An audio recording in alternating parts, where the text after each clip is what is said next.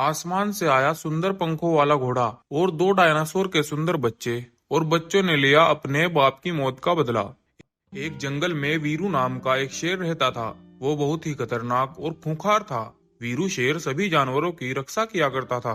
उसी जंगल में एक कालू डायनासोर अपनी पत्नी के साथ हंसी खुशी से रहता था। एक दिन शेर ने एक सभा बुलाई और सभी जानवरों से बोला, सब मेरी बात कान खोल कर सुनो। इस जंगल में एक आपदा आ गई है। क्या हुआ महाराज? कैसी आपदा? सब ठीक तो है ना? कल जब मैं सो रहा था तो मेरे सपने में एक जादुई ड्रैगन आया और उसने मुझे बताया कि ये जंगल हमेशा के लिए तबाह होने वाला है। इसका कोई तो उपाय होगा महाराज। हाँ, इसका उपाय सिर्फ एक ही है। हम में से किसी एक जानवर को जाकर उस काले कुएं में अपनी बलि देनी होगी, तभी जाकर यह आपदा रुक सकती है। शेर की ये बात सुनकर सभी जानवर बहुत डर जाते हैं। कोई भी जानवर बलि देने को तैयार नहीं था और चुपके से अपने घर की तरफ चल देते हैं। अगले दिन उस जंगल में एक जंगली बाघ मानव आ जाता है और जंगल के पेड़ पत्थरों को तोड़ फोड़ने लगता है। उसे जंगल में एक भी जानवर दिखाई नहीं देता, क्योंकि सभी जानवर एक गुफा में छिपे हुए थे। ये देख वो बाघ मानव बहुत परेशान हो जाता है और बोलता है, या तो कोई जानवर बाहर आ जाओ, वरना मैं इस जंगल को नष्ट कर दूंगा। जल्दी से बाहर आओ, मुझे बलि चाहिए। तभी वो कालू डायनासोर सामने आता है और बोलता है, अरे कौन हो तुम और तुम्हें बलि क्यों चाहिए?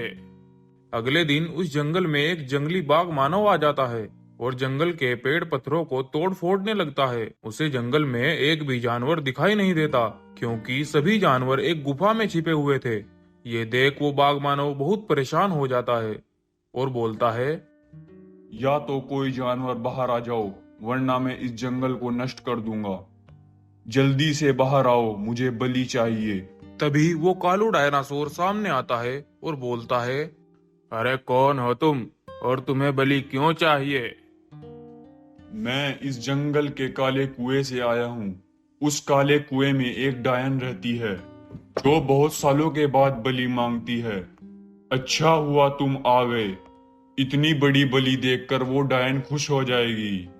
हा हा हा। तभी वो बाघ मानव उस डायनासोर पे हमला कर देता है।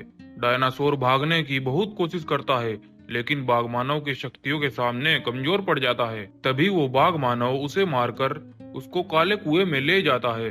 तभी वीरू शेर ने एक सभा बुलाई। उस सभा में अब की बार डायनासोर की पत्नी रानी भी थी। डायनासोर की पत्नी रानी को देखकर वीरू शेर बोलता है, बहन, हम बहुत शर्मिंदा हैं। आप चिंता मत करें। कभी आपको हमारी जरूरत पड़े तो हमें आकर जरूर बताना। अब कुछ दिन बीत जाते हैं और डायनासोर की पत्नी रानी ने दो बच्चों को जन्म दिया। वो दोनों बच्चे बहुत ही सुंदर और अलग अलग रंग के थे। रानी अपने बच्चों को देखकर बहुत खुश होती है। धीरे धीरे वो दोनों बच्चे बड़े हो जाते हैं। रानी अपने बेटों को उनके पिता की मौत के बारे में सब बता देती है। अब कुछ समय बीत जाता है। एक भालू भागता हुआ महाराज वीरू के पास आता है और बोलता है, महाराज महाराज, वो डायन रात मेरे सपने में आई थी और वो फिर से किसी एक जानवर की बलि मांग रही थी। भालू की ये बात सुनकर वीरू शेर सभी जानवरों को बुलाता है और बोलता है, सुनो रे सभी, इस बालू के सपने में रात फिर से वो डायन आई है और हम में से किसी एक की बलि मांग रही है। लेकिन तुम चिंता मत करो, अब की बार आने दो उस दुष्ट बाघ को। मैं उससे खुद निपट लूंगा। सभा में खड़े डायनासोर के दोनों बच्चे शेर की सारी बात सुन रहे थे। अब रात हो जाती है। डायनासोर के दोनों बच्चे आराम कर रहे थे। तभी आसमान से एक जादुई घोड़ा आता है और उन दोनों बच्चों को जादुई शक्तियां दे देता है और जादुई शक्तियां देकर वहां से चला जाता है। जब वो दोनों बच्चे सुबह उठते हैं तो वो देखते हैं वो जादुई डायनासोर बन चुके हैं। अब कुछ देर बाद जंगल में सभी जानवर हंसी खुशी से घूम रहे थे। तभी वो बाघ मानव आ जाता है। उसको देखकर वीरू शेर उसके सामने आ जाता है और बोलता है, अरे बाघ मानव के बच्चे, चुपचाप यहाँ से चला जा, वरना मैं तुझे यहीं जान से मार डालूंगा। यह कहकर बाघ मानव शेर पर हमला कर देता है और दोनों में जमकर लड़ाई होती है। बाघ मानव की ताकत के सामने वीरू शेर कमजोर पड़ जाता है, लेकिन हिम्मत नहीं हारता। शेर की ये हालत देखकर डायनासोर के दोनों बच्चे पीछे से भागते हुए आते हैं और उस बाघमानव पर हमला कर देते हैं। बाघमानव बहुत घायल हो जाता है और वहीं अपने दम तोड़ देता है और ऐसे वो दोनों बच्चे अपने पिता की मौत का बदला ले लेते हैं।